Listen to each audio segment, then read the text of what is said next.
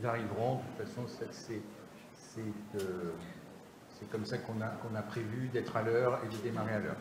Donc, écoutez, bienvenue. Donc, moi, je suis Jean-Louis Bensoussan, secrétaire général d'MG France et en charge de l'animation de cette session que nous avons intitulée, donc comme un accord bien sûr avec Philippe Bessé, donc médecin traitant, pharmacien référent.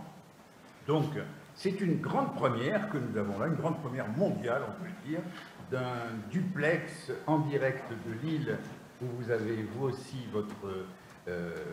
c'est des sessions de formation, je pense que tu nous diras Philippe, et nous ici, donc le congrès d'MG France qui a lieu tous les 3 ans, ici à Dijon. Et donc tu as eu la gentillesse, Philippe, d'accepter qu'on fasse comme ça, parce que tu ne pouvais pas bien sûr être présent parmi nous, et on s'est débrouillé pour faire ce duplex.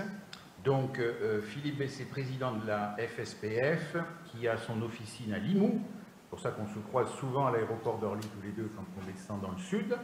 Et puis Jacques Battistoni, donc président d'MG France. Et je pense qu'à l'image, si tu t'assois là, je pense que ça sera bon avec le micro là. Sinon, tu viendras là. Mais je pense que la caméra va élargir et on te verra. Donc, président d'MG France et médecin généraliste en Normandie. Voilà. Donc, on va parler plusieurs temps dans cette session. On veut vraiment très, très interactive. À savoir qu'on va d'abord faire un peu le bilan de ce qu'est le médecin traitant depuis 2004. Comment il a évolué et est-ce qu'il a évolué et dans quel sens. Ensuite, Philippe, on va lui poser la question de ce qu'est pour lui le pharmacien référent, parce qu'on ne connaît pas bien les contours de ce que ça va devenir. Et puis les missions, bien entendu. Et ensuite, un débat qu'on verra en 2 temps. D'abord, un état des lieux de ce qui se fait aujourd'hui avec les pharmaciens d'officine. Qu'est-ce qu'on fait aujourd'hui avec eux? Et puis les perspectives, qu'est-ce qu'on pourra faire demain de plus que ce qu'on fait aujourd'hui. Voilà, ça arrive tranquillement dans la salle. Donc, on commence. Philippe, tu veux dire un tout petit mot d'introduction, vas-y. Oui, donc nous sommes à Lille, donc je suis vraiment ravi de cette première mondiale, hein, Jean-Louis. Bien sûr, nous avons l'habitude de travailler ensemble, mais nos confrères ne le savent pas trop, ni les adhérents de MG France, ni les adhérents de la FSPF. Et donc c'est un exercice pour nous qui est particulier avec Jacques que nous allons faire parce que en fait on est sans filet puisque là on a à la fois des pharmaciens et des médecins qui vont juger ce qu'on va dire, ce qui est un exercice périlleux, mais comme on a l'habitude de travailler ensemble en proximité, je ne doute pas et que nous on a l'habitude de travailler ensemble entre dirigeants nationaux, je ne doute pas que nos cadres dans un endroit comme dans l'autre vont apprécier et pouvoir se parler.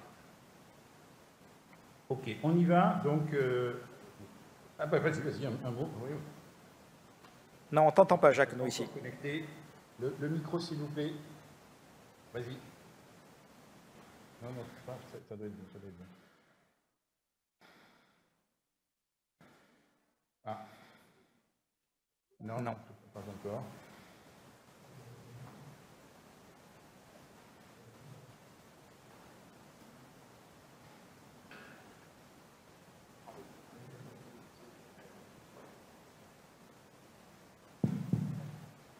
Celui-là, il marche, voilà. Bon, okay. Oui, je voulais répondre à Philippe, d'abord pour saluer Philippe et saluer les pharmaciens réunis en pré-congrès à Lille, dans cette belle ville où nous avions fait nous-mêmes un congrès il y a quelques années. Donc, rappeler peut-être, ou dire aux participants qu'avec Philippe et avec la FSPF, en tout cas avec ses représentants, c'est pour nous déjà une histoire assez longue de travail, de réflexion partagée. On n'est évidemment pas toujours d'accord, mais la qualité du dialogue entre nous, elle existe depuis maintenant plusieurs années. Et moi, je m'en félicite et je suis toujours très content d'échanger avec Philippe. Et donc, c'est pour ça que, évidemment, on a accepté l'idée de cet échange aujourd'hui. Et donc, l'idée, c'est aussi que sur le terrain, s'il en soit de même, bien sûr. Ok, donc première question, Jacques garde le micro, c'est le médecin traitant créé en 2004. Où est-ce qu'on en est? Quelles avancées, d'abord pour les usagers, et quelles avancées aussi pour les médecins, depuis donc maintenant 18 ans? Vaste sujet. Donc d'abord, tu fais bien de rappeler, ça fait longtemps, 18 ans, 2004, création du médecin traitant qui succède au médecin référent. Et l'idée de demander un pharmacien référent, évidemment, ça fait écho pour les adhérents d'MG France à une histoire déjà ancienne, mais qu'on a encore tous bien en tête, en tout cas ceux qui ont été des médecins référents, on est maintenant des médecins traitants. Il y a un double sens un petit peu, en tout cas il y a deux aspects assez différents dans la fonction du médecin traitant.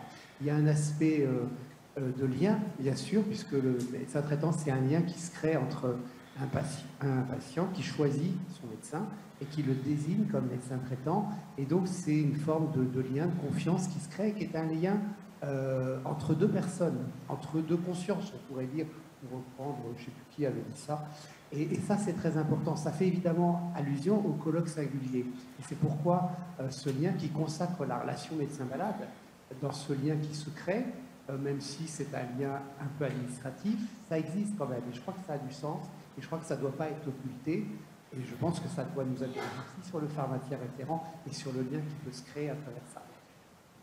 Et donc ça, c'est quelque chose d'important. Et c'est pour cela que quand on nous propose parfois, certains disent, mais finalement, est-ce que vous ne croyez pas qu'il ne vaudrait pas mieux parler plutôt d'équipe traitante au lieu de médecin traitant?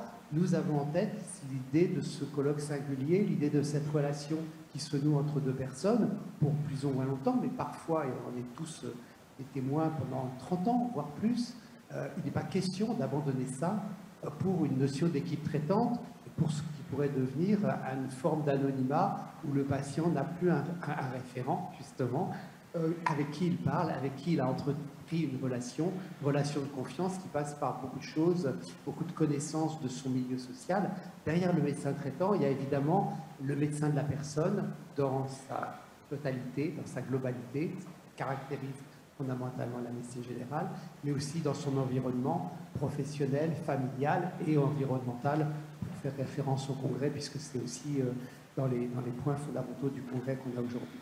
Donc on a cette première notion qui est une notion relationnelle avec, entre un médecin et un patient, bien sûr. Et puis à côté de cela, il y a aussi une notion administrative, puisque le médecin traitant, c'est ce qui déclenche un certain nombre de rémunérations.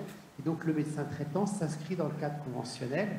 Et il y a la première chose très concrète, c'est le forfait patientèle médecin traitant, ou forfait médecin traitant, la FMT, qui est versé trimestriellement en fonction de l'âge de naissance des patients, et qui constitue une rémunération de ce travail informel qui ne se résume pas à l'acte, qui lie le patient et son médecin traitant. Et ça, c'est la première chose. Mais à travers la notion de patientèle médecin traitant qui se crée ainsi, on voit qu'on a d'une part en plus des modalités de rémunération complémentaires, puisque par exemple la rémunération sur objectif est fonction de la taille de la patientèle médecin traitant, donc deuxième élément réglementaire lié au médecin traitant. Et puis il y a au-delà de ça ce que pourrait être, ce que nous avons commencé à développer, ce qu'on appelle la nomenclature du médecin traitant. Aujourd'hui, il y a un acte principal qui relève de la nomenclature du médecin traitant. Il est relativement récent. C'est l'AVL, la visite longue, qui est aujourd'hui accessible 4 fois par an pour le médecin traitant. Et c'est une première d'avoir créé un acte spécifique du médecin traitant qui le différencie des médecins généralistes qui ne sont pas traitants. Et c'est celui-là qui nous permet effectivement de facturer plus cher certains actes. Donc on voit ces deux dimensions-là. Tout ça s'est construit petit à petit, mais je me souviens de la critique de mon prédécesseur vis-à-vis du médecin traitant dans son concept, qui disait, Paul Descher, qui n'est pas loin de nous, je ne sais pas s'il est dans cette salle aujourd'hui, tout de suite, à cet instant, mais qui disait, on a créé le médecin traitant et on ne lui a pas donné les moyens de son exercice. Donc nous avons recherché, et je finis là-dessus, nous avons recherché tout au long de cette... depuis 2004, à habiter plus exactement la fonction médecin traitant, de lui donner du sens à travers le forfait et aujourd'hui à travers des actes de nomenclature et demain probablement d'autres choses encore dont on pourra oui, oui. Donc Philippe, le pharmacien référent donc, que vous voulez voir inscrit maintenant, qu'est-ce que c'est pour vous à la FSPF et puis tu avais formulé la question aussi dans l'autre sens, qu'est-ce que ça ne sera pas? Parce que tu aimais bien cette façon de le définir. Oui, je pense que je le définis par rapport au patient et je le définis par rapport à l'usage que va en avoir le patient dans son rapport aux soins. et j'ai l'habitude d'expliquer une dichotomie entre les patients qu'on va qualifier de chroniques et les soins non programmés. Et le patient référent, il s'inscrit, le pharmacien référent, il s'inscrit dans une logique de patient chronique. C'est typiquement, et c'est un petit peu comme l'histoire de M. Jourdain, hein, les patients savent quel est leur pharmacien de référence, c'est-à-dire c'est celui chez qui ils vont habituellement. Il existe actuellement dans le Code de la santé publique sous la notion de pharmacien correspondant, donc ça a une réalité que je vais vous expliquer. Et le président de la République a voulu faire évoluer ce concept dans le cadre de la campagne présidentielle, c'est dans son programme présidentiel, que de créer donc cette notion de pharmacien référent. Alors, le pharmacien correspondant, qu'est-ce que c'est? C'est d'abord, un peu à l'image du médecin traitant, un patient qui a choisi son pharmacien et qui formalise sa relation. Il y a un CERFA spécifique qui est prévu. Nous aurons très probablement un web service sur Amélie Pro qui sera créé de la même manière que vous pour indiquer qui est le pharmacien traitant du patient. Alors, deux choses, une information que je dois vous donner et qui je sais, t'a surpris, Jean-Louis, quand on a fait les échanges préparatoires, c'est que nous, pharmaciens, nous ne savons pas si notre patient a un médecin traitant ou pas. Et quand nous voyons une ordonnance arriver avec le patient, nous ne savons pas si elle est issue de son médecin traitant ou pas. Aucune information sur ça. Donc c'est un problème parce qu'on n'arrive pas à identifier. Et donc, on voit bien qu'une des clés du système et un des apports majeurs du système est d'arriver à identifier pour nous qui est le médecin traitant et pour vous qui est le pharmacien référent demain. Donc cette notion d'information, il faut que ce soit immédiat parce qu'à ce moment-là, ça va nous donner avec le patient des droits de dialogue sur certains points dont on va discuter ensemble. Dans la loi, le pharmacien correspondant actuellement, quel est son rôle? Eh bien, il a pour rôle, à condition donc en accord avec le médecin traitant, il a pour rôle de réaliser des renouvellements de traitement éventuellement ou des adaptations de posologie. Et ça doit être fait sur prescription du médecin, c'est-à-dire qu'en fait, c'est sur une première ordonnance, c'est en fait un parcours de soins qui s'organise. Ça a une utilité quand il n'y a pas de médecin sur le territoire et qu'en fait le médecin traitant est distant. On imagine, dans la Haute-Vallée de l'Aude où je suis, un patient qui irait une fois par an à Carcassonne parce qu'il n'y a pas de médecin et qui aurait un rapport ensuite suivi avec son pharmacien dans le village qui aurait un dialogue avec le médecin traitant. Donc c'est ça pour l'instant le pharmacien correspondant. Ça permet d'adapter les posologies et de faire donc des renouvellements de traitement en accord avec le médecin. De notre point de vue, on doit aller plus loin que ça. On doit aller plus loin que ça en deux mots. C'est dans le lien ville-hôpital, la sortie hospitalière. Il est important pour nous que l'hôpital ait connaissance du pharmacien référent afin de pouvoir lui transmettre l'ordonnance de sortie pour que nous puissions organiser cette sortie dans le cadre de Prado ou dans le cadre d'autres dispositifs. Mais c'est souvent il y a souvent des accidents en sortie d'hospitalisation parce qu'on ne sait pas où adresser la prescription. Et il y a également, et on y reviendra quand on parlera de prévention, une logique d'aller vers. On a demandé, et ça a été très mal fait, et on a demandé aux médecins traitants d'aller vers sa patientèle. C'était très complexe. Je sais on en a beaucoup discuté avec Jacques, mais néanmoins, il faut qu'on travaille là-dessus. Cette politique d'aller vers, à partir du moment où les patients nous ont choisis, eh bien, ça nous donne à nous, médecins traitants ou pharmaciens référents, la possibilité de les contacter pour leur dire l'observance de votre traitement, franchement, il y a quelque chose à faire. Franchement, la prévention, vous n'êtes pas à jour de votre prévention.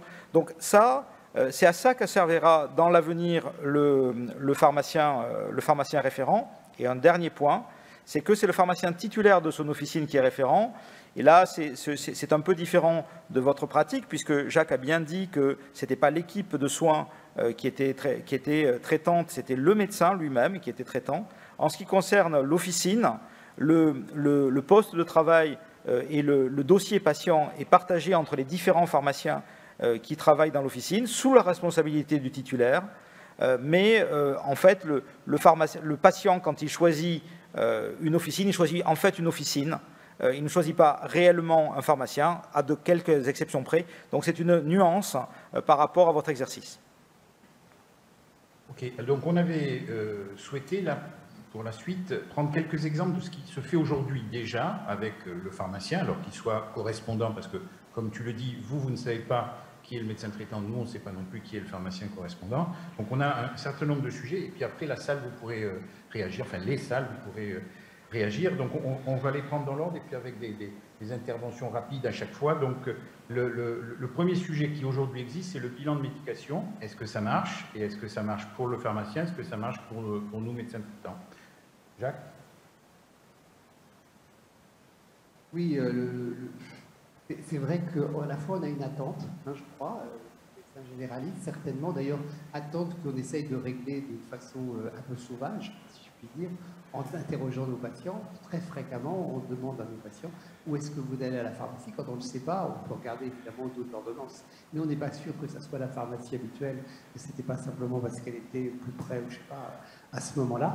Donc on a besoin d'identifier et donc ça permet, c'est quelque chose d'intéressant d'avoir cette information-là. On identifie le pharmacien, on identifie l'infirmière et on se retrouve avec une équipe de soins informelle, mais pas du tout inintéressante, avec laquelle on peut commencer à réfléchir et travailler, avec laquelle on va pouvoir aussi faire passer des messages aux patients en lui disant, quand vous allez voir Philippe, parce que souvent on se connaît, c'est pas inintéressant quand même de faire comprendre qu'on se connaît, qu'on se parle, eh bien effectivement il y a des choses qui peuvent changer. Et donc il y a un dialogue qui s'ouvre entre pharmaciens, médecins et ça, c'est très important. Après, ce que Philippe vient de décrire, c'est le rôle spécifique du pharmacien référent qui nous intéresse.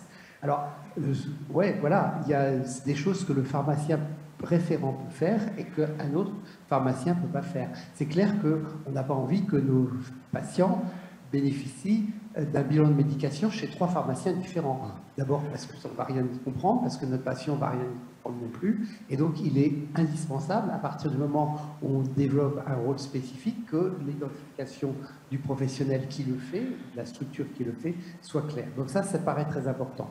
Le deuxième point, c'est sur les relations avec la ville et l'hôpital. Moi, ça m'évoque les réflexions en cours autour de la mission confiée à François Braun. Parmi celles-là, il y a la question des sorties d'hôpital facilitées et l'identification là du trinôme cher à Daniel Guilherme, je me demande s'il n'est pas là-bas. Salut Daniel, je le vois.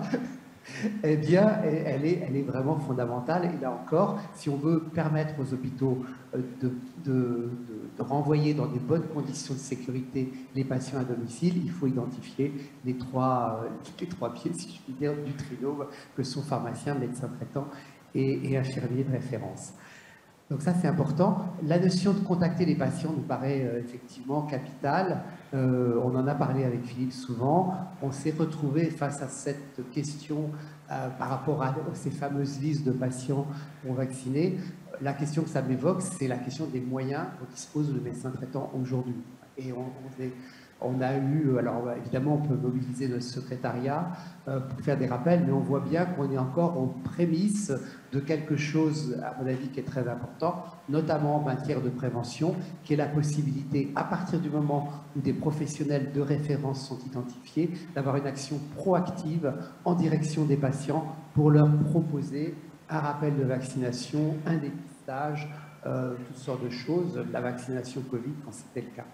Et enfin, sur la notion de titulaire d'officine et le lien avec l'équipe traitante, c'est vrai qu'il n'est pas question que le médecin traitant devienne une équipe traitante, en tout cas pour nous à MG France, mais il est question quand même aussi que le médecin traitant lui-même puisse améliorer sa capacité de travail à travers une équipe de collaborateurs.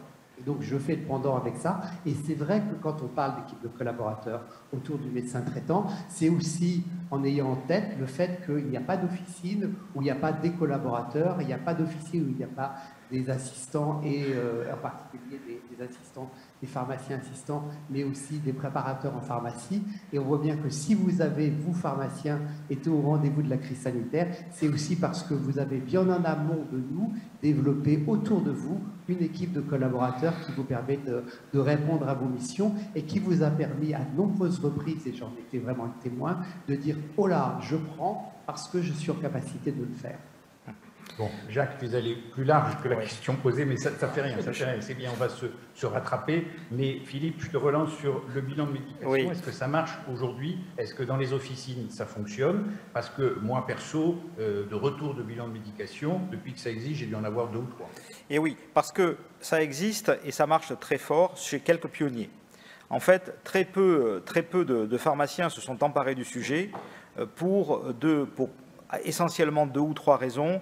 La première, c'est qu'en effet, on n'a pas formalisé le fait que ce doit être, même si j'ai dit, c'est un peu comme M. Jourdain, les patients savent quelle pharmacie ils ont choisi, quel pharmacien ils ont choisi.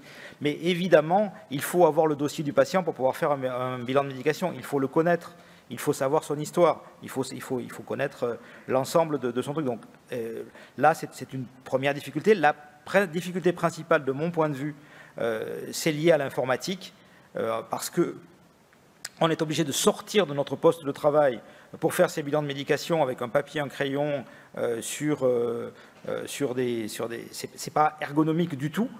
Donc, il faut que les outils qui nous permettent de faire ces bilans, qui sont un peu comme on fait à l'hôpital, comme font nos confrères pharmaciens hospitaliers, ça nous permet de faire l'observance, ça nous permet de faire l'explication autour du traitement. Et puis, quand il y a des problématiques, si on s'aperçoit que le patient, en fait, ne prend pas son diurétique, etc., ça nous permet de faire le retour d'information au médecin. Donc, pour être clair et limpide, je pense que c'est un outil absolument clé dans nos rapports de demain. Je pense que l'informatique, les notions du Ségur nous aideront dans cette voie. Donc il faudra que ces bilans ils intègrent de façon très simple vos fiches patients à vous. Et on a besoin de l'outil informatique là-dessus. Donc moi je relancerai ces bilans, Jean-Louis, et tu en auras et tu pourras t'en servir, à mon avis, dans l'année 2024, parce qu'il nous faut nos nouveaux logiciels. Et tant qu'on n'a pas nos nouveaux logiciels labellisés Ségur, avec tout le concept de e-prescription, tout le concept qui va avec, eh bien nous ne pouvons pas vraiment développer cette mission qui est essentielle de mon point de vue. D'accord. Et alors, puisqu'on est là-dessus, tu continues peut-être, Philippe, sur le suivi des AVK. Même question, est-ce que ça marche? Et est-ce qu'on a, nous, médecins traitants, des retours là-dessus? C'est pareil. Ça a marché au début. Ça a marché pourquoi? Parce que l'assurance maladie a, donc c'était Frédéric Van Rockeghem qui était directeur à l'époque, a envoyé aux patients sous AVK une lettre de l'assurance maladie disant qu'ils avaient droit à un entretien avec le pharmacien pour vérifier le suivi et voir, c'était essentiellement l'adhésion au traitement, hein, et vérifier si le patient fait bien va bien au laboratoire faire ses INR. Donc c'est vraiment un accompagnement. Et donc il y a eu une période où on a tous fait des entretiens AVK, mais ça génère en fait quelque chose que nous, pharmaciens, on ne sait pas faire. Et je crois que vous, médecins, vous y arrivez mieux, et donc il va falloir qu'on progresse là-dessus. C'est qu'on sait faire, on sait répondre aux attentes des patients. Quand un patient arrive à la pharmacie, il pousse la porte de la pharmacie, il vient chez nous, il nous adresse un problème, on se met en 4 pour arriver à lui trouver une solution. Mais par contre, ce qu'on ne sait pas faire, c'est lui dire tu devrais faire ça, l'aller vers. Il nous demande quelque chose sur son traitement AVK, on va lui répondre. Il nous demande de lui quelque chose, on va répondre. Mais jamais on va lui proposer de faire un entretien AVK. On ne sait pas faire ça. Et ça, c'est quelque chose qu'il va falloir qu'on sache faire, essentiellement pour nos patients pharmaciens référents, puisque, comme je dis, un des principes, c'est qu'on va avoir cette logique d'aller vers, c'est-à-dire de proposer de la prévention, de proposer de l'orientation vers le laboratoire, vers voilà. Et puis, puisque Daniel est dans la salle, on a un très beau projet médecin, pharmacien, infirmier autour de l'observance, sur notamment certains patients qui sont à domicile et qui restent à domicile. Et ça, il faudra qu'on vous en parle. Je ne pense pas vous en avoir parlé, mais si vous avez Daniel, vous pouvez le kidnapper, il vous en parlera. C'est le projet Gélule. Ok. Là, on était sur des patients chroniques. Sur l'aigu, tu faisais allusion tout à l'heure, les soins non programmés. Comment ça se passe, par exemple, pour les bandelettes urinaires aujourd'hui dans les officines? Alors là, les amis, on part d'autre chose. Sur l'aigu, sur le soin non programmé, on ne parle plus de pharmacien référent. Ce n'est pas le sujet. Le sujet, c'est toutes les pharmacies. On a une malédiction qui est que nous avons un lieu identifié, qui est identifié comme un lieu de santé, avec une porte ouverte sur la santé. Les gens rentrent et ils nous font des demandes.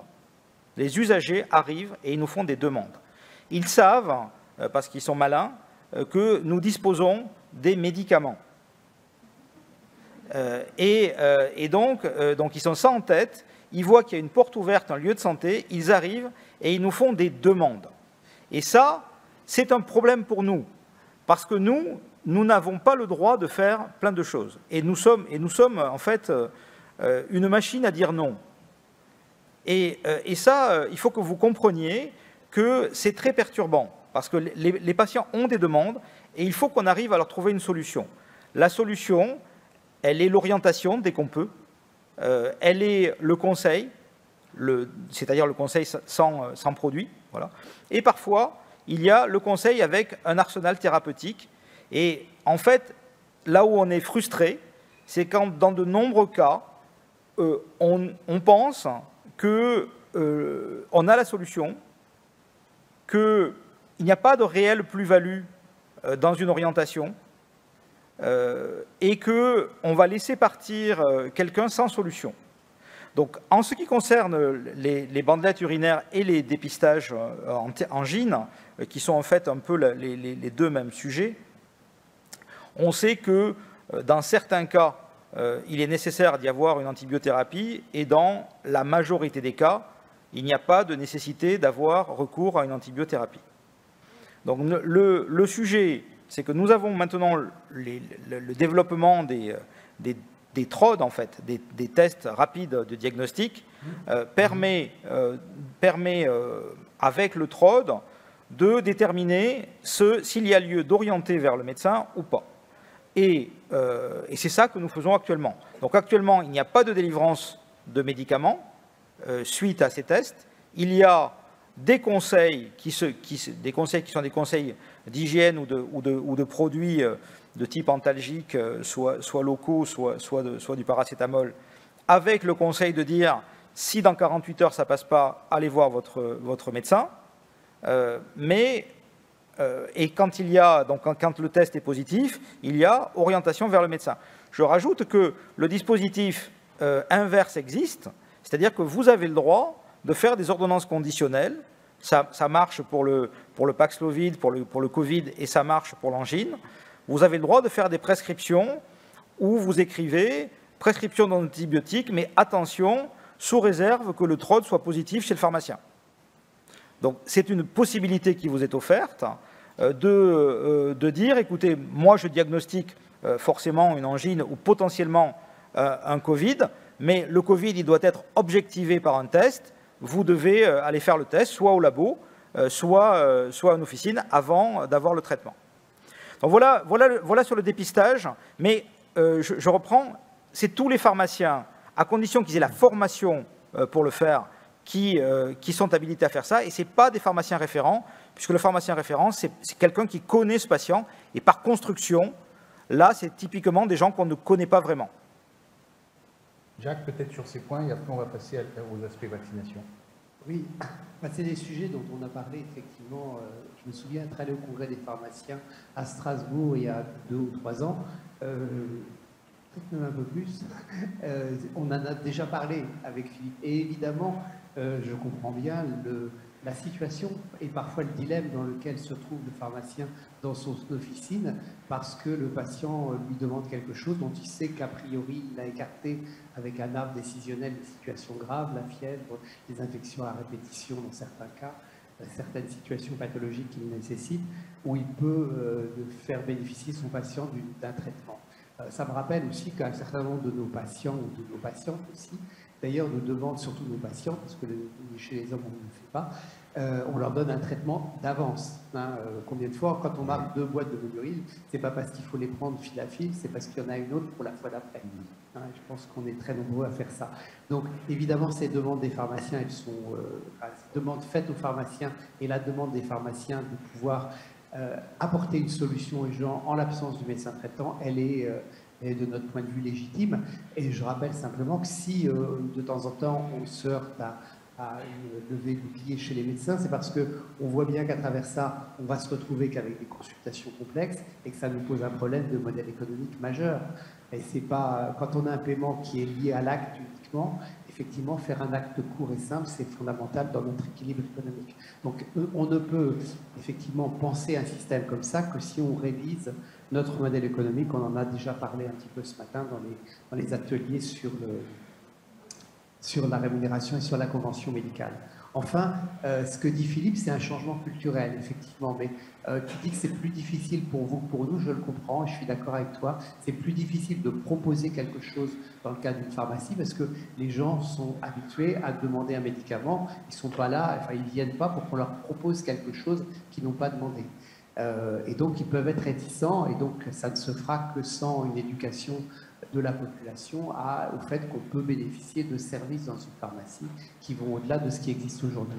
Ceci étant, je rappelle que ce n'est pas si facile que ça non plus toujours pour les médecins. Autant on a l'habitude de s'auto-prescrire, c'est-à-dire de proposer au patient de le revoir dans un mois, ou voire plus tôt s'il a une maladie aiguë et qu'on a besoin de s'assurer de sa guérison, autant c'est plus difficile pour nous de proposer des choses, et encore plus s'il faut le faire à distance, à travers notamment un courrier. Donc je pense que là, il y a, c'est tout autour du concept de prévention, il y a des progrès à faire de ce côté, je dirais collectivement, pour que ce qui est, moi l'expression m'a gonflé un peu à fur et à mesure que la crise Covid avançait, mais on a bien vu que si on n'allait pas vers les patients, comme ils disent, si on n'avait pas une démarche proactive vers eux, eh bien, on passait à côté d'un certain nombre de choses, et on ne fait pas de prévention si on n'a pas une démarche proactive, effectivement, en direction des patients.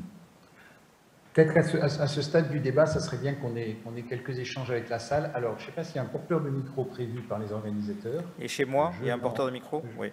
Je n'en vois pas. Moi, j'ai un porteur de micro. Je vais désigner d'office un volontaire pour porter le micro. Je vois Jean-Christophe, tu veux bien porter le micro, s'il te plaît? Je pense que celui-là va marcher. On va commencer par un confrère médecin et après, on prend une question de chez nous, là, à Lille. Mais donc, commencez à réfléchir, les amis. Ok, on va merci. Alterner. Allez, on va alterner, donc voilà. Bonjour, Sabrina Furneaux, médecin généraliste. Ça serait bien que tu te lèves, tu te tournes vers la caméra comme ça. Je pense que là, ils vont te voir. Voilà, bonjour, Sabrina Furneaux, médecin généraliste en Seine-et-Marne, près de Disney. Merci pour votre présentation. Merci d'avoir parlé des entretiens médicaux, ou ce que j'ai connu moi à l'hôpital comme conciliation médicamenteuse, parce que c'est vraiment une plus-value. Et moi, j'ai été à 4 ans assistante à l'hôpital, et vraiment, ça sauve des prises en charge, puisque des fois, le patient sort avec un traitement qui a été mis par erreur, qui est reconduit par le médecin traitant, qui est continu pendant 10 ans. Et un simple entretien pharmaceutique peut régler ce problème-là. Donc, c'est vraiment très important, très utile. Donc, le suivi chronique et le pharmacien référent, je trouve que c'est une avancée pour nos patients, que ça nous permet de communiquer mieux, d'éviter les malentendus, d'être au clair sur les traitements qu'on leur prescrit et de pourquoi, et ça améliore la qualité des soins. La prise en charge de soins non programmés, je voulais souligner un élément très important. Vous parliez que les patients viennent avec des demandes. Oui, ils viennent avec des demandes, mais qui témoignent souvent des désirs et qui ne nécessitent pas forcément d'être assouvis. Derrière, il y a des besoins. Et nous, dans nos cabinets de médecine générale, nous essayons de répondre aux besoins de santé des patients. C'est-à-dire pas de leur donner ce qui est bon pour eux là tout de suite, mais ce qui va permettre d'améliorer leur qualité de vie, leur espérance de vie, la mortalité à long terme. Vous parliez des TROD pour les angines streptococciques. Le traitement antibiotique n'a quasiment pas fait des preuves dans l'angine streptococcique, qui a une évolution favorable dans la majorité des cas et pas de complications à long terme dans nos pays développés. Donc, ce n'est pas forcément une indication d'antibiothérapie. On ne peut pas apprendre les études de médecine sans en faire la formation. Donc, je pense que pour les soins aigus, délégués aux pharmaciens risque de donner une surprescription d'antibiotiques et de faire un retour en arrière un petit peu comme quand la médecine générale, il y a 30 ans, avec trop de prescriptions d'antibiotiques. Voilà. Une conjonctivite, c'est une maladie virale aiguë qui se règle avec des sérums physiologiques. Il n'y a pas besoin de collyre antibiotique. Donc, en dehors de la cystite, pour laquelle c'est une très bonne indication, en soins aigus, je ne vois pas, en tant que médecin généraliste, jeune, militante et lectrice de prescrire, je ne vois pas beaucoup d'indications. Merci. Merci de ton intervention directe, franche, qui a très bien commencé. Après, elle était un peu plus... voilà. Par rapport aux pharmaciens. Tu veux répondre, Philippe? Oui, dans la salle? Oui, je réponds et je fais une intervention dans ma salle. Juste un point, moi je n'ai pas donné, en fait, dans mon intervention, je ne pense pas, avoir donné une solution aux problèmes que nous avons, qui est effectivement les demandes. Il y a, et je l'ai dit, hein, la plupart de nos réponses aux demandes des patients dans ce cadre de soins non programmés sont des conseils hygiène ou hygiéno-diététiques et des avis d'aller consulter le médecin à 48 heures si jamais la situation ne s'améliore pas. Par rapport à l'angine, le test du strepto, c'est une orientation en fait que ça donne. Hein. C'est-à-dire qu'en fait, une fois qu'on a fait le test, on ne délivre pas d'antibiotiques, on envoie en consulte. La cystite, pour l'instant, on n'a pas le droit non plus de délivrer un antibiotique après la bandelette et le questionnaire de la HAS. Mais ça devra, si ça évolue, ce sera aussi après avis des autorités de santé. C'est assez clair. Il y a pas mal d'autres cas, néanmoins, qui sont à juger et que moi je cite par exemple des migraineux qui ont l'habitude de leur traitement par triptan et qui en soins non programmés viennent à la pharmacie et qui n'ont plus de Relpax ou qui n'ont plus de leur traitement de triptan, eh bien moi franchement ça me pose problème de ne pas pouvoir leur donner une boîte de 2 alors qu'ils savent quel est leur traitement et qu'ils savent qu'ils sont migraineux. Et par contre, je vous rejoins complètement. Les patients ont effectivement parfois des désirs et il nous appartient de... Mais vous savez, le rôle de pharmacien, de tout temps, c'est d'être gardien des poisons. Gardien des poisons, ça veut dire qu'on les garde et que justement, on ne doit pas les donner. Donc là, ce qu'on est en train d'essayer d'évaluer, petit à petit, c'est parfois dans quel cas il faut quand même pouvoir de temps en temps les donner. Je donne la parole à un de mes pharmaciens et ensuite on reprend une question de médecin. Qui c'est? Alors, oui, une question, voilà. Une question au premier rang. Élise, tu te lèves, tu te tournes vers la caméra. Bonjour. Vers la caméra qui est là-bas. Bonjour, Élise Palfray, pharmacien en Normandie, au Havre. J'espère que ma question ne sera pas polémique. On a parlé du pharmacien référent, il y a aussi les IPA, je pense, avec lesquels vous travaillez. D'après vous, quelle peut être la place du pharmacien référent par rapport aux IPA qui peuvent adapter les traitements pour les patients chroniques? C'est une question qui élargit le débat, on ne l'avait pas prévu celle-là. On va se donner... oui, et j'ai du mal à la reformuler d'habitude. Daniel, tu veux...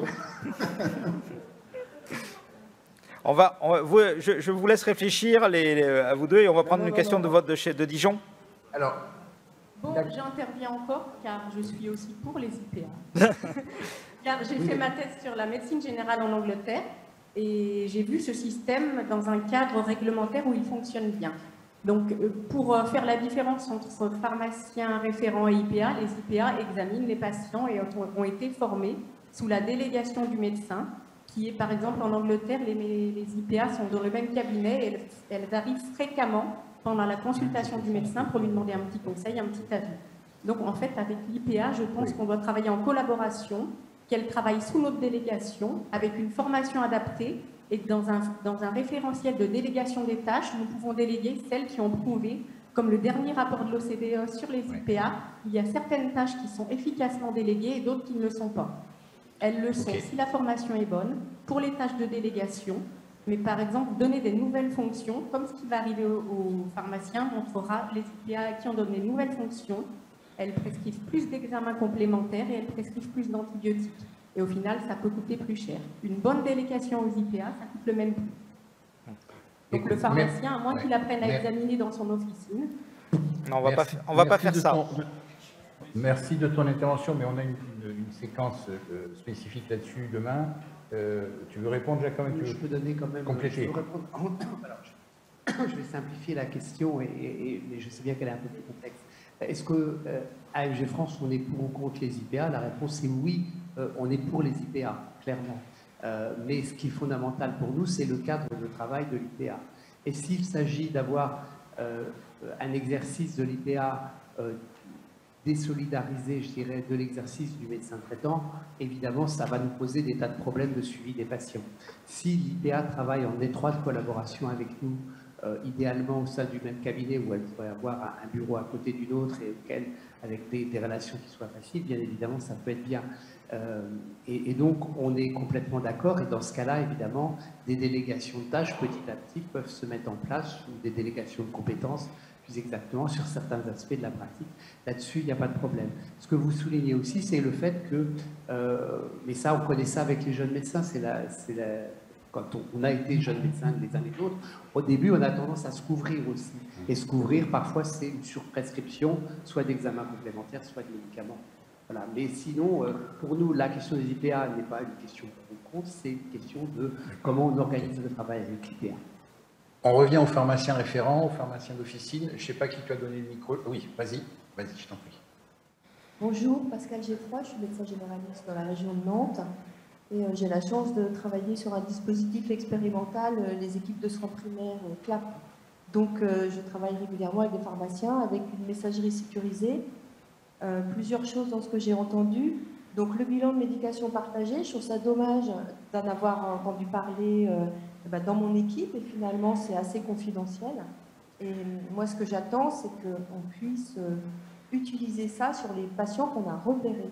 Parce qu'on voit bien que on a des patients qui ont du mal avec leur traitement au niveau compréhension, au niveau observance, au niveau interaction, qui peuvent prendre d'autres traitements prescrits par d'autres médecins, on ne sait pas.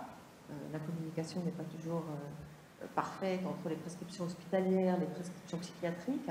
Donc moi je trouve qu'un partenariat avec le pharmacien pourrait être facilitant.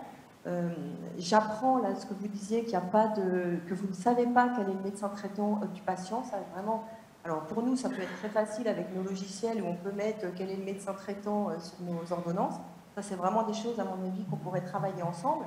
Et puis, les pharmaciens me disent, ah bah oui, on voudrait faire un bilan de médication parce qu'il y a un problème, mais c'est toujours le mari qui va chercher l'ordonnance. Elle, on la voit jamais.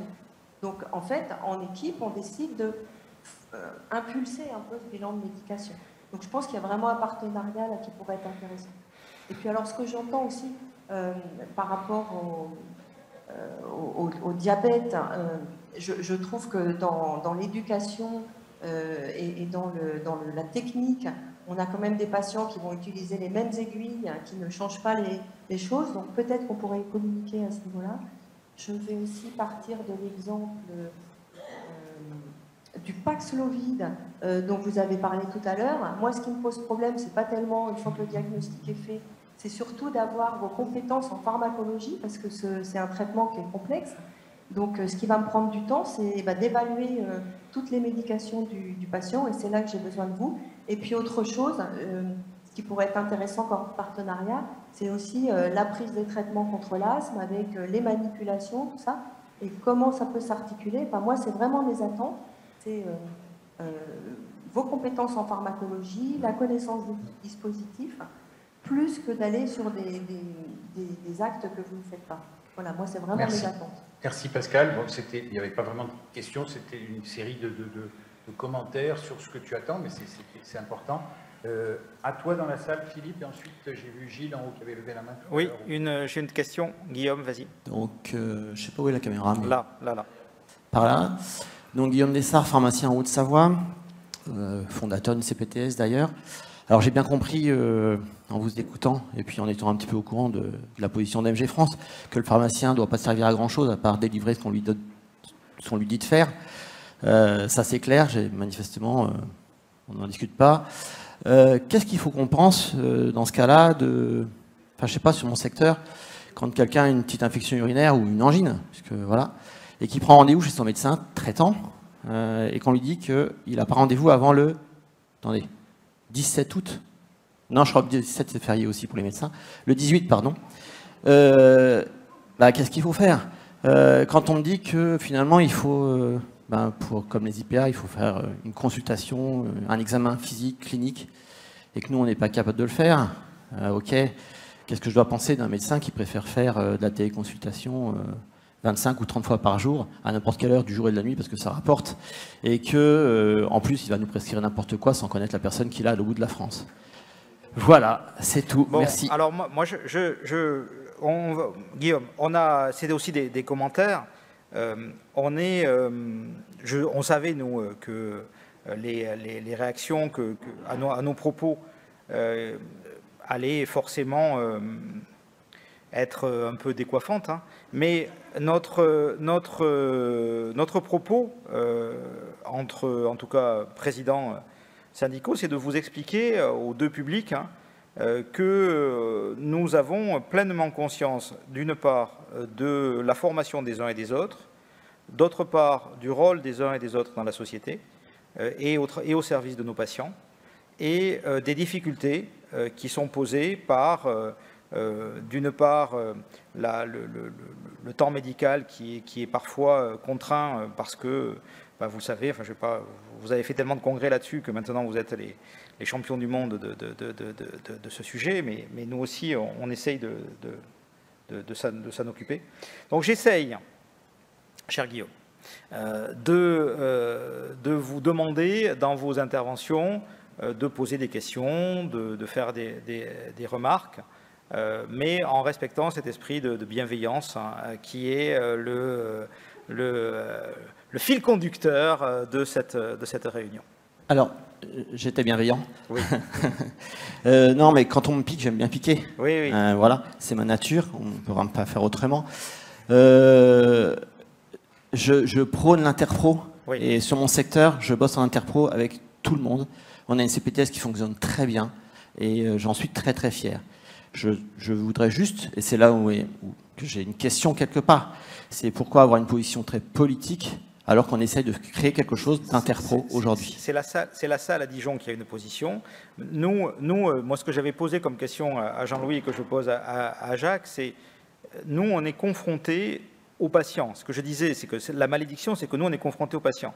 Faire un refus parce qu'on estime que c'est en fait un caprice du patient que de vouloir un traitement, faire un refus est un acte médical.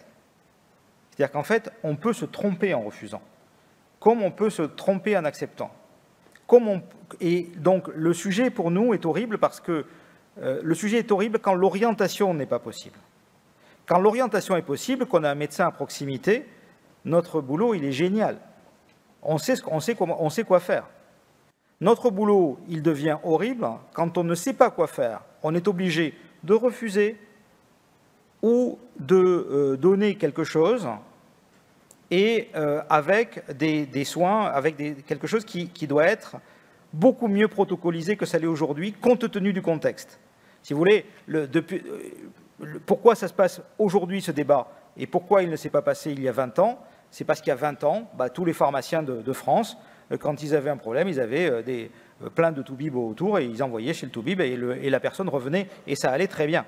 Voilà. Donc là, maintenant, on est face à une difficulté et je disais à la consoeur qui a posé la question tout à l'heure par rapport au fait de dire qu'il ne fallait pas toujours dire oui aux patients. j'attire votre attention sur le fait que dire non est un acte médical. Complètement d'accord. Je reviens sur la bienveillance. Voilà, elle existe, mais on peut aussi dire ce que l'on ressent des deux côtés. Il n'y a pas de souci. Après, à nos responsables nationaux de travailler, et on finira d'ailleurs par ça, puisque après la conclusion, les éléments de conclusion, c'est comment on peut justement encore mieux travailler dans la vie conventionnelle ensemble. Alors une question ici, avec bienveillance. Tant plus que mon frère est pharmacien, je m'entends très bien avec lui. Alors lui, par contre, me dit que si déjà il fait bien son métier, il n'a pas besoin de faire... J'entends pas bien, on n'entend pas. Ah, pourtant il a le micro qui marche. Non, il marche, oui. Il marche. Vous m'entendez? Oui. Plus fort, là. Donc je disais que j'ai mon frère qui est pharmacien et mon pharmacien local est bienveillant, donc tout se passe très bien. Et je pense que c'est la majorité des cas avec tous les médecins et les pharmaciens. Une très bonne relation en général. Ensuite, c'est vrai, quand on est en congrès comme ça, chacun a son parti pris qui est évidemment entendable par les uns et par les autres. En tout cas, je voulais revenir sur deux remarques. Le bilan de médication partagé, je voulais vous faire part que s'il est très utile, il n'est pas partagé, et en tout cas pas valorisé par le médecin.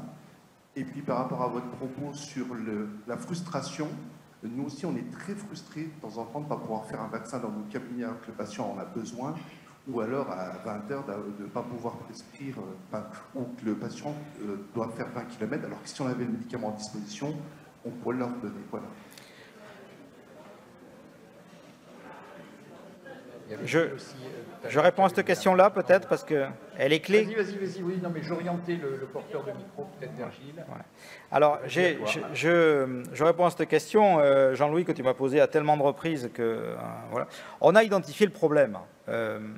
Et le problème, il est clair, c'est que le médicament vaccin, le produit vaccin, est l'objet d'un ticket modérateur. Il n'est pas remboursable à 100% pour l'assurance maladie, le produit. Et en fait, c'est étrange, mais c'est ça le problème. Parce que, regardez ce qui se passe pour le Covid, pour le vaccin Covid. Mis à part que c'est pénible parce que c'est des flacons de 10 doses ou de 22 doses, ça, c'est pénible pour tout le monde. Mais il n'y a aucune difficulté, et au contraire, c'est notre métier de délivrer des médicaments aux patients, bien sûr, mais également aux médecins pour usage professionnel. Donc, il n'y a aucune difficulté pour que vous commandiez tous les vaccins que vous vouliez et que vous veniez chercher les vaccins que vous voulez et qu'on vous donne les vaccins que vous voulez. La seule chose que nous souhaitons, c'est que quand ils sortent de chez nous, on les tarife à l'assurance maladie, parce qu'en fait, on les achète, les produits, hein, donc on les tarife à l'assurance maladie, et on vous donne un vaccin qui est en ordre de marche, c'est-à-dire qu'il a une date de péremption correcte et il a respecté la chaîne du froid, et on souhaite que notre responsabilité soit désengagée à partir du moment où on vous remet le vaccin, et ça devient à ce moment-là votre responsabilité que de regarder la péremption et la chaîne du froid. Mais non, il n'y a aucun problème là-dessus. Je l'ai dit à l'assurance maladie, je le redis aujourd'hui, notre acte, moi je trouve légitime que vous puissiez avoir des vaccins dans les frigos comme pour le Covid, etc. La seule chose, c'est que moi, il est hors de question que nous soyons responsables des vaccins qui sont dans votre frigo. Ça, c'est pas possible. Donc, le sujet, c'est qu'il faut que vous nous fassiez une ordonnance de vaccin à usage professionnel.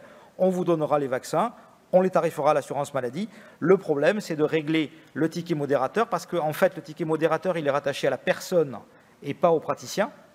Et donc, à qui facture-t-on les 30% du vaccin dans le cas d'un usage professionnel? Donc ça veut dire que ça, c'est votre combat à MG France, d'obtenir de la sécurité sociale, du ministère, que dans le cadre d'usage professionnel, à minima, les vaccins puissent être pris en charge à 100%.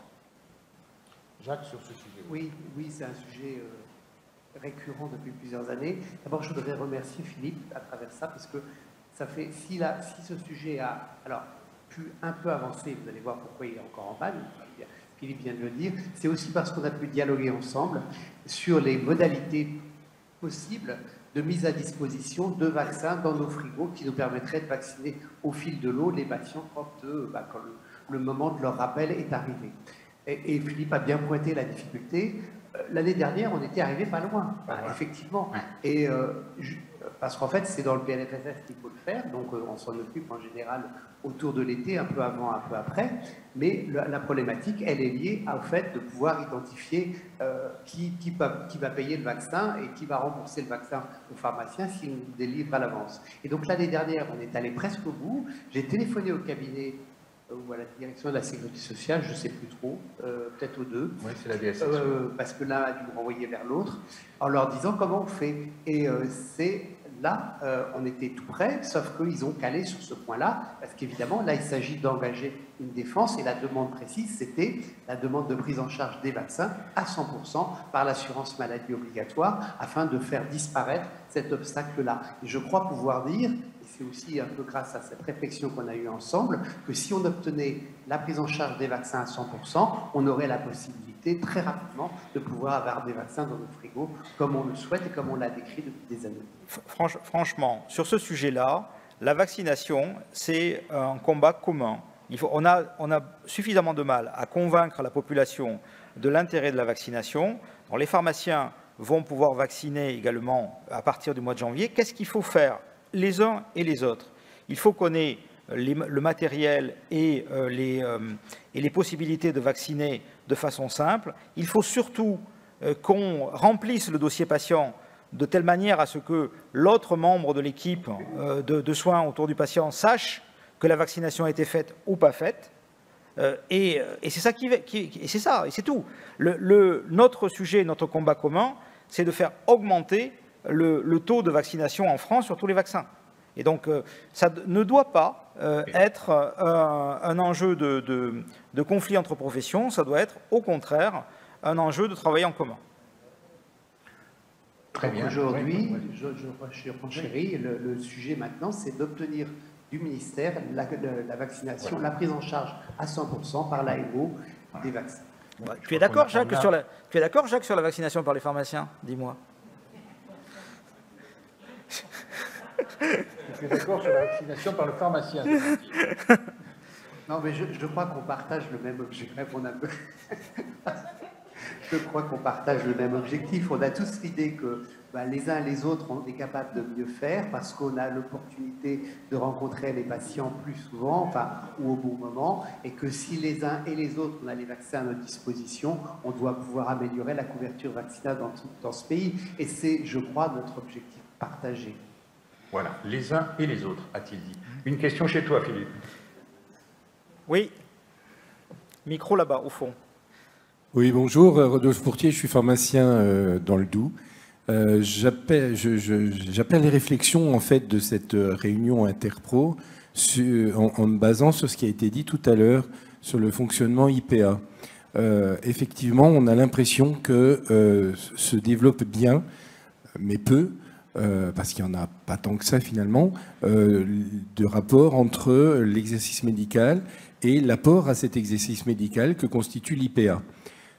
Je pense que les réflexions, elles doivent aller à que peuvent apporter à aujourd'hui dans un exercice médical et dans une prise en charge globalisée d'un patient et plus efficiente d'un patient, que peuvent amener les pharmaciens d'officine et leurs équipes dans des protocolisations, délégations de tâches, peu importe l'appellation qu'on mettra dessus, mais sous réserve d'un partage des informations de ce qui est fait par qui, au bénéfice du patient. Je pense qu'il est important aujourd'hui d'aller, que ce soit sur la permanence du soin non programmé, que ce soit sur les missions de prévention, peu importe, mais en tout cas, qu'est-ce que nos deux professions peuvent réfléchir ensemble pour que le patient soit mieux pris en charge ou parfois, effectivement, comme ça a été dit par mon confrère tout à l'heure, plus vite. Parce qu'on a besoin d'amener une réponse de prise en charge de patients, que ce soit un adressage ou que ce soit une première délivrance de quelque chose en attendant qu'eux, ou que ce soit juste un appel ou une orientation vers le 15, les urgences, ou peu importe. Mais je pense qu'il y a des protocolisations. Et à aujourd'hui, la place du pharmacien référent correspondant, elle est prévue malheureusement dans les textes que dans les zones sous-denses, deux types de zones sous-denses en médecin, ce que je trouve complètement idiot, parce que ça voudrait dire que là où il y a un besoin effectivement de ces organisations-là, on les met en place, mais qu'avec des départs en retraite ou des arrivées de médecins, on peut très bien passer d'une zone sous-dense à une zone, on va dire, administrativement considérés comme bien dotés, et bien tout d'un coup, la population n'a plus droit à ces services-là. Ce qui paraît incroyable, alors que ces services devraient être à destination de toute la population. Donc je pense qu'on a tout le champ du possible à réfléchir dans des prises en charge coordonnées, en s'appuyant peut-être effectivement sur l'émergence de ces CPTS qu'on voit venir. Moi, je suis coprésident du CPTS dans mon secteur, et on voit bien dans les échanges interpro qu'on a que à partir du moment où on arrive à identifier un médecin traitant dans un cercle de soins de patients, on peut, sous la coordination et on va dire la tenue des réflexions menées par ce médecin traitant, on peut faire beaucoup de choses dans les prises en charge des patients. Merci Rodolphe. Ok, ça c'est une question qui élargit un peu le débat sur la CPTS, sur l'exercice coordonné. Oui, moi, je crois que vous avez raison de souligner le fait que ce n'est pas très logique de réserver un exercice protocolisé, coordonné entre un médecin et un pharmacien aux zones sous-denses uniquement. Je pense que ça, c'est des réflexes un petit peu très habituels quand on écrit des textes à la DGOS. On a un peu l'habitude. C'est aussi une façon de limiter le champ pour rassurer les professionnels par rapport à des choses qui pourraient déraper. Ce qui nous paraît fondamental, c'est effectivement que ça se fasse en toute clarté et qu'on identifie bien les professionnels. C'est pour ça que c'est important effectivement d'avoir un médecin traitant, un pharmacien référent. À partir du moment où les deux professionnels s'identifient et se coordonnent, moi je ne vois pas pourquoi on interdirait à ces deux professionnels d'établir entre eux deux, pour un certain nombre d'actes, des protocoles. Et je pense que c'est des choses qui pourraient être avancées assez vite. Certainement, ça a du sens.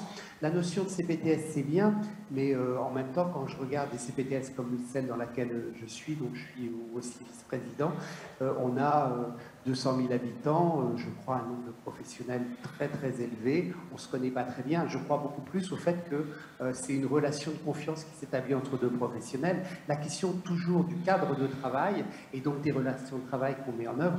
La pire des choses pour le médecin, c'est la perte de contrôle. On ne sait plus ce qui se passe. On ne sait pas si ce patient, il a été traité, il n'a pas été traité. On ne sait pas s'il a été vacciné. On ne sait pas s'il a eu un traitement quand il a été malade. On n'a plus d'informations. Dès lors qu'on se connaît, on met en place des circuits d'information, on peut faire certainement beaucoup de choses en commun. Ça, j'en suis persuadé. Et pour la première remarque, c'était est-ce qu'on est prêt à travailler ensemble? Oui, on est d'autant plus prêt qu'on l'a déjà fait. Je prends un exemple quand même qui, à mon avis, qui est un tout petit peu du passé, enfin qui parle. C'est la question que vous avez obtenue, vous pharmaciens, dans le cadre de votre convention des pharmaciens, la possibilité de faire le dépistage du cancer colorectal. C'est un sujet qui nous tient à cœur. Pourquoi? Parce qu'il y a un enjeu de santé publique majeur. Parce qu'aujourd'hui, on sait qu'on a autour de 35% seulement de la population qui fait un dépistage et qu'il y a des vies perdues parce que le dépistage n'est pas bien fait. Donc, on se doit collectivement de mieux faire. Et je crois qu'on peut faire des choses ensemble. Et on en a parlé déjà avec Philippe. Et je souhaite qu'il y ait même un référentiel de la HAS qui décrive les choses. Je n'ai aucune objection à ce que le pharmacien délivre le test, et je pense qu'il est nécessaire, c'est mon avis, hein, que la primo-prescription soit réalisée par le médecin, parce que le médecin connaît les antécédents médicaux, connaît l'histoire de ce patient, connaît souvent l'histoire familiale de ce patient, et va savoir dans quel cas il faut ou il ne faut pas faire un test et donner l'information adéquate à ce patient. Ok, tu es parti sur le sujet donc, du dépistage qui était un peu la suite, mais ça fait rien, on va retomber sur nos pieds. Ici devant, vas-y. Bonjour, Marion Lassalle-Gérard, je suis médecin généraliste dans le vignoble nantais et je travaille aussi en CPTS et j'ai eu le plaisir d'avoir des rapports très confraternels avec les pharmaciens. Alors on a réfléchi sur pas mal de thèmes, j'aurais aimé votre avis pour voir si c'est des choses qui vous intéressaient. Nos collègues pharmaciens étaient très intéressés par des protocoles de substitution des médicaments en cas de rupture, parce que c'est quelque chose qui leur prend beaucoup de temps, où ils sont obligés d'appeler tout le temps les médecins, et c'est quelque chose qui nous prend la tête aussi sérieusement. Donc on a fait ça de façon assez simple, avec des substitutions assez basiques. Donc ça, c'était vraiment très intéressant. Nos collègues pharmaciens n'étaient pas très intéressés par développer des protocoles de prise en charge cystite ou angine, mais ils avaient envie d'être accompagnés dans plutôt la formation de l'orientation des plaies. Donc, on a travaillé un peu avec les régulateurs. Et on a en inter-CPTS un projet, donc en inter-CPTS 44 avec l'hôpital. Je ne sais pas ce que vous en pensez. C'est en fait de définir une équipe de référents de professionnels de santé centrés patients, donc pour des patients assez difficiles, qui ont des hospitalisations fréquentes. Donc le patient désigne une équipe de professionnels, donc le pharmacien, son infirmière, son kiné, son médecin traitant. Et ça va permettre en fait de travailler en coordination avec l'hôpital pour préparer l'entrée, si c'est des entrées programmées, et surtout la sortie, avec la possibilité pour cette équipe d'être destinataire du courrier de sortie. Qu'en pensez-vous? Alors, il y a beaucoup de choses dans ce que vous dites. Ça ouvre sur de multiples sujets. Sur le dernier item que vous venez de décrire, en fait, vous venez de redéfinir ce que nous essayons d'expliquer depuis un moment sur le concept d'équipe de soins coordonnée avec le patient. Donc la fameuse ESCAP dont vous avez entendu parler. Nous sommes militants de l'exercice coordonné, sous toutes ses formes. Nous sommes militants de la CPTS parce que la CPTS permet, sur un territoire, d'avoir les spécificités du territoire, d'avoir un interlocuteur pour l'hôpital, en cas de catastrophe naturelle, permet d'évaluer les besoins du territoire en praticiens, quels que soient les praticiens. Elle est utile, la CPTS. Mais la CPTS, ça ne fait pas le café. Donc, ça fait beaucoup de choses, mais ça ne fait pas tout. Les maisons de santé sont également des structures utiles. Et les équipes de soins qui ont des projets de santé sont également des lieux utiles. Ils sont très souvent faits grâce à des militants, à des gens très engagés, qui portent des projets de santé. Et tout le monde n'a pas envie de travailler dans ce cadre-là. En revanche, tous les patients devraient pouvoir bénéficier du choix de leur équipe de soins et de permettre, par des outils modernes, je pense à un WhatsApp sécurisé, mais ce genre de choses, mais de définir qui est, pour un patient cancéreux, qui est l'oncologue, qui est le médecin traitant, qui est l'infirmier, qui est le pharmacien, qui est le kiné, et donc ça, pour chaque patient. Pour chaque patient. Et donc c'est exactement ce que vous venez de définir, d'expliquer, et ça, nous, on est très moteurs, très partants pour faire cette chose-là. La première question, j'ai déjà oublié le premier. Je suis parti dans mon délire d'escape chaque fois. C'était sur les substitutions. Voilà, sur les substitutions. Oui, en plus c'est très important ça aussi. Nous venons de mettre en place, à l'initiative de l'Agence nationale de sécurité du médicament, les binômes médecins-pharmaciens. Nous avons, avec l'agence, 50 binômes médecins-pharmaciens, donc 100 professionnels de santé, choisis par le Collège de médecine générale, par la FSPF et l'USPO, donc les deux syndicats de pharmaciens. Donc ces binômes ont en charge d'évaluer des dispositifs de régulation du médicament. Par exemple, est-ce que c'est pertinent de laisser les vasoconstricteurs dans les prescriptions médicales facultatives? Est-ce que c'était la codéine qui a été listée? Est-ce que c'était pertinent de la lister sous forme de comprimé? On a compris qu'il y avait le Purple Drunk en liquide, mais ça nous enlève dans l'arsenal thérapeutique du pharmacien des antalgiques de palier 2 pour les douleurs dentaires, pour certaines douleurs importantes. Donc, les binômes médecins-pharmaciens vont se prononcer sur tous ces sujets. Et il me semble que cette idée que vous avez faite vôtre dans un territoire de solutions à apporter au niveau des ruptures de médicaments qui sont un fléau, qui sont le fléau des temps modernes pour les pharmaciens. Donc c'est effectivement une excellente idée. Je la mettrai pratiquement en top priorité de ces travaux de l'agence, et donc je ne manquerai pas de le proposer à Christelle Ratignier. Et là, donc, vous avez compris, c'est 50 binômes qui travaillent sur le sujet, qui essayent de voir si c'est pertinent ou pas, dans quel cadre, comment, et ensuite c'est l'agence qui, toute seule, définit les règles. Donc, très partant pour les deux sujets qui sont je vais dire déjà un peu engagés, même s'ils sont tous les deux balbutiants. Au niveau national. Au niveau local, on va plus vite. Ok. Il nous reste un quart d'heure. On va arrêter les questions dans la salle pour un moment parce qu'il nous reste deux sujets. C'est la consultation de prévention. On l'a un peu abordé à travers le dépistage colorectal. Et puis quand même, tout en restant dans la bienveillance, les cabines dans les pharmacies. Donc, oui, quand même. On ne peut pas ne pas se séparer sans en parler. Donc, ben voilà, on commence par les cabines et puis on finit sur la consultation de prévention et après il faudra qu'on conclue.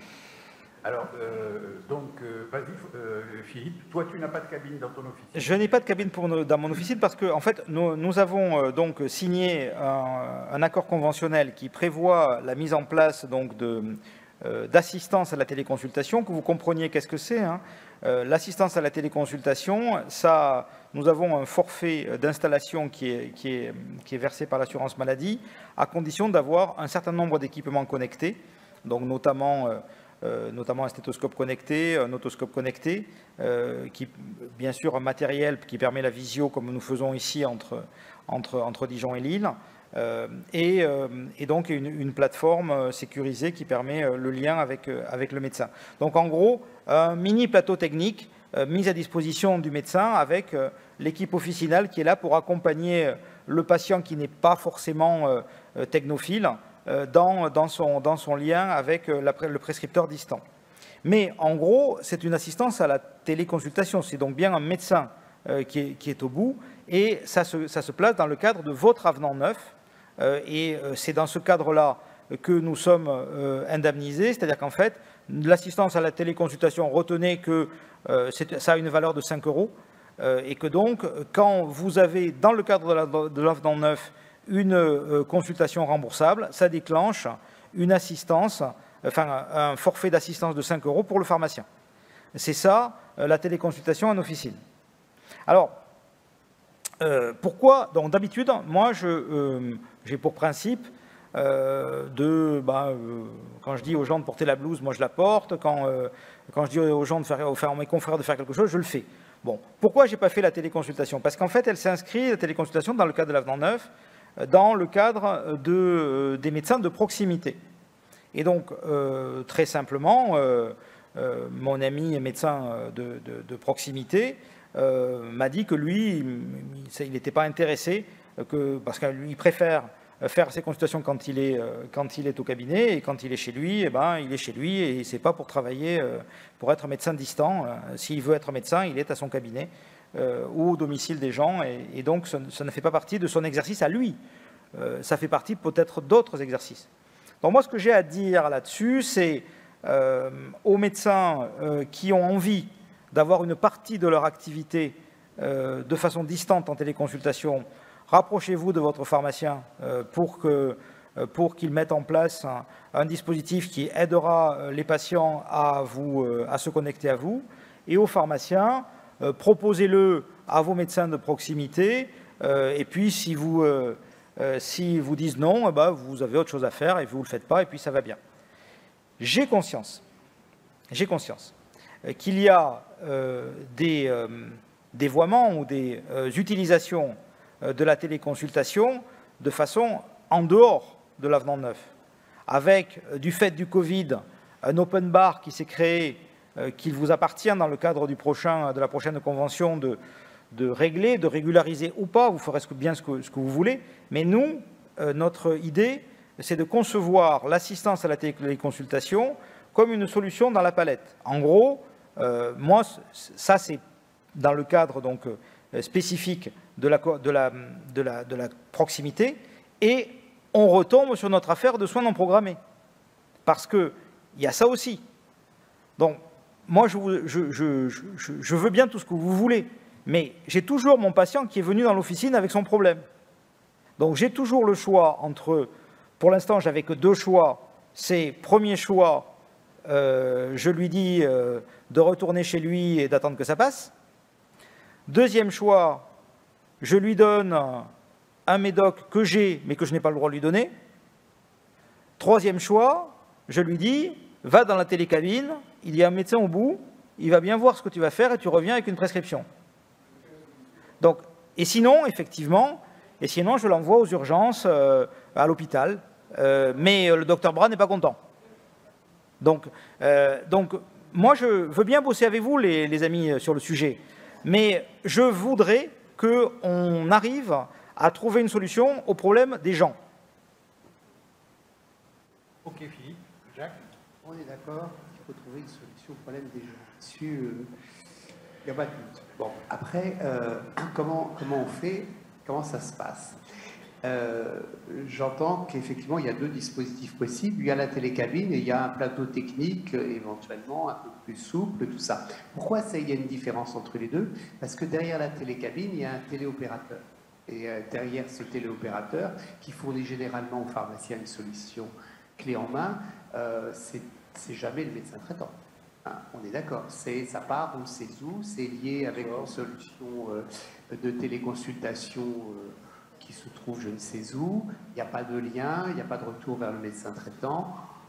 Et alors, nous, le retour qu'on a souvent, on en a eu pas mal comme ça récemment, c'est des patients qui reviennent vers leur médecin au bout de quelques jours parce que la téléconsultation a été de très mauvaise qualité médicale, faite par on ne sait qui derrière son écran, avec des prescriptions qui sont inadaptées, parfois qui ne viennent pas de France, on en a eu plusieurs exemples, et avec des choses qui nécessitent un retour rapide vers le médecin traitant, parce qu'en fait, en général, ils se courent.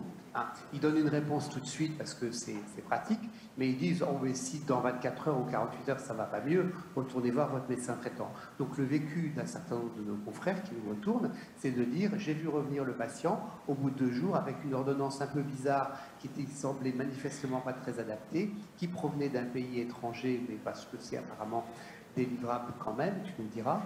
Et j'ai dû revoir le patient et remettre les choses dans les rails. Et je ne sais pas ce qu'il a eu exactement. Heureusement que le patient m'a raconté. Donc ça, c'est pour les télécabines totalement, je dirais, accompagnées et mises en place. Ce que tu nous décris, Philippe, c'est un peu différent, effectivement. Si c'est avoir des outils connectés, avoir une rémunération pour le pharmacien qui fait en fait ce qu'on appelle du télésoin, enfin qui aide un peu qui fait une assistance à la téléconsultation, pourquoi pas, si ça s'appuie effectivement sur les professionnels du territoire. C'est ce qu'on a toujours dit dans tous les avenants sur la télémédecine qu'on a signés. On a mis en avant l'organisation de proximité. La meilleure organisation de proximité, c'est évidemment le recours au médecin traitant, mais il faut comprendre forcément qu'on n'a pas forcément envie d'être dérangé à n'importe quel moment, et évidemment au milieu d'une consultation, par une demande de téléconsultation pour un patient qui aurait peut-être pu attendre un peu pour aller voir son médecin traitant plus tard. Alors donc ça, la logique des choses, c'est que c'est en l'absence du médecin traitant. Sinon le plus simple, c'est peut-être de ne pas faire de téléconsultation et dire au patient, votre médecin, je vais l'appeler, il va essayer de vous trouver une place, et puis c'est très bien que ça se passe souvent comme ça. Quand le pharmacien nous téléphone pour nous dire, j'ai monsieur machin devant moi, il a un souci, c'est quand même assez rare, si on est au bout du fil, on dise non, je ne peux pas le voir du tout, en général, on se débrouille. Donc, s'il y a une organisation territoriale, on est d'accord, ça peut se mettre en place. Et tu dis, cette question de soins non programmés, évidemment, ça fait appel, ça renvoie vers la notion d'un service d'accès aux soins correctement organisé, dans lequel la téléconsultation est une réponse. On a tous parfaitement conscience, et je sais qu'on passe du temps à réfléchir à ça, à la nécessité de mettre en place sur les territoires, très probablement à partir des CPTS en priorité, des solutions de consultation et de téléconsultation, selon le cas, sur lesquels les pharmaciens pourront s'appuyer quand le médecin traitant est absent, parce qu'évidemment, il faut appeler le médecin traitant d'abord s'il est là. Alors, je rajoute deux choses, et je te laisse avec ton deuxième sujet. La première des choses, c'est que dans le cadre du SAS, dans le cadre des soins non programmés, franchement, si on a une solution, mais il faut vraiment qu'on travaille ensemble sur le sujet, parce que si on a une solution pour adresser les patients dans une solution SAS, avec une solution de téléconsultation, avec une assistance à téléconsultation dans l'officine, moi je le mets en place de suite, en fait. Hein. Donc l'idée, on a vraiment ce besoin-là, donc c'est quelque chose qu'il faut organiser. Et sur le deuxième point que tu as évoqué, qui sont ces prescriptions qui nous arrivent de l'étranger, c'est un problème pour nous. Et ces solutions de prescription médicale sur smartphone, par plateforme, qui font suite à des téléconsultations, sont un problème. Que tu saches j'ai demandé spécifiquement au directeur de l'assurance maladie que, en tout premier lieu, la e-prescription concerne les téléconsultations. Il ne devrait pas y avoir d'autres formats que la e-prescription suite à une téléconsultation. On ne devrait pas pouvoir permettre à Doctolib, Livy, Care et tous les autres acteurs du marché d'avoir leur système propriétaire de téléprescription. Il faut véritablement que la téléprescription soit une e-prescription, c'est-à-dire le système que nous avons accepté conventionnellement avec l'assurance maladie. Donc, téléconsultation égale e-prescription. Et on règle tous les problèmes, parce que nous, une e-prescription, ça a un numéro unique, on sait ce que c'est, on arrive à le déchiffrer, et nous, ça nous règle nos problèmes. On sait que le patient n'est pas allé avec la même prescription dans 12 pharmacies. C'est véritablement la clé du dispositif. Ok, je vais vous demander d'être rapide sur le dernier sujet, même si c'est un sujet important, qui est la consultation de prévention, donc que le pharmacien va avoir aussi et que nous souhaitons aussi à terme. Donc soyez quand même assez rapide sur ce sujet pour qu'on ait un petit temps de conclusion sur l'accord conventionnel à venir. Vas-y, Jacques. Ouais. En fait, oui, comme je l'ai dit tout à l'heure, il s'agissait de récupérer l'occasion perdue à travers la vaccination à âge précis, 25 ans, 45 ans, 65 ans, pour pouvoir introduire une démarche de prévention active à cette occasion-là auprès du médecin traitant. Médecin traitant donc, qui a, de notre point de vue, plein d'atouts pour pouvoir faire une consultation véritablement adaptée au patient en fonction de ce qu'il connaît, ce que je disais tout à l'heure, de cette personne, de son environnement social, familial, professionnel, de façon à avoir une démarche de prévention qui s'ouvre en fait.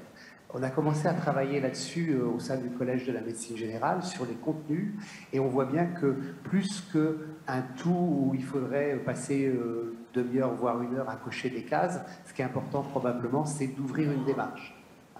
On y travaille avec Jean-Louis d'ailleurs et ouvrir cette démarche c'est repérer dans quel secteur doit porter notre action. Évidemment, quelqu'un chez lequel on va dépister très rapidement une addiction à un produit, notre démarche de prévention, elle va être orienté par ce que c'est. Et en même temps, il ne faudra pas passer à côté d'autres éléments qui peuvent avoir de l'importance. Et dans ce cadre-là, ce que nous souhaitons, c'est pouvoir ouvrir cette démarche.